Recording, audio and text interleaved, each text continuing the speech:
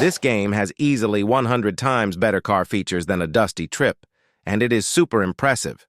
Let's check it out together and test the game's vehicles. The game is only a testing ground, though, right now.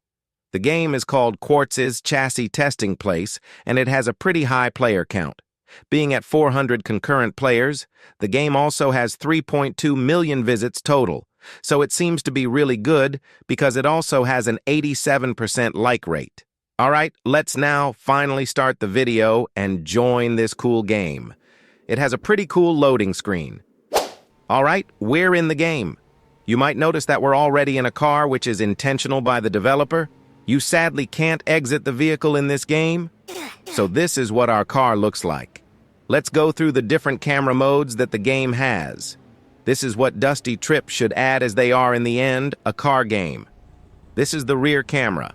This is the side one. This one is at your right door. You can see here how I am turning my wheels and the car is shaking a little bit. This camera angle is from the hood of the car. Those were all the camera modes which they offer, which is pretty cool and way better than Dusty Trip. Alright, let's start the engine. For that, we click the V button on our keyboard. Now you can't drive yet. You have to first hold Shift, then also hold the W and V button on your keyboard. There is another way to do it, but I just do it this way. You have to hold these three buttons until you hear the engine being on. You can then click E to shift up to gear 1. Alright, now, when you're driving and hit a speed plateau, you once again click E to shift into a higher gear. When you crash and don't have any more speed, I think you have to restart the engine with the first step. You can also shift into reverse and neutral. I think this is already way better than Dusty Trip, and it's made with less developers, and the cars actually make sense. Now let's do a sharper turn.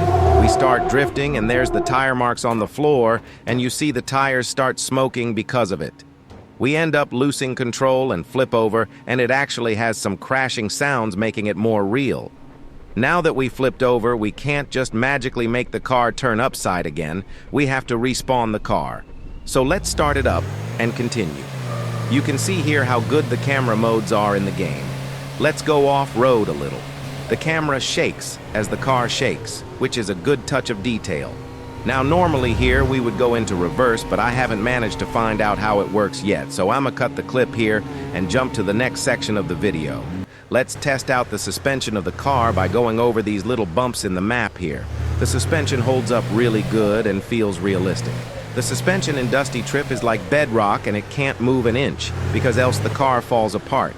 I just wonder why the devs of Dusty Trip can't even make things that small developers make. Like, I know the owner of Dusty Trip decides, but I feel like the devs just want to make money, not do more than they need to and cash out. Alright. Anyways, the car held well together there and is really solid. Let's go into this spinny thingy here for fun. I saw there that the tire trail is sometimes more intense and sometimes less, because the wheel makes more or less contact with the ground. I feel like that's super hard to script and more impressive than any Dusty Trip feature. Oh great. Well, we fell over. Oh no, now we have a pink truck, lol. Alright, I'm planning to do a part 2 on this video about this game because I don't have enough time to finish it right now. I will make a community post saying what comes next and such, but I will end the video here for now. Thanks so much for watching. I hope you enjoyed this video, and I'm sorry for not uploading the past few days. Remember to subscribe, and I will see you in HT video on screen next.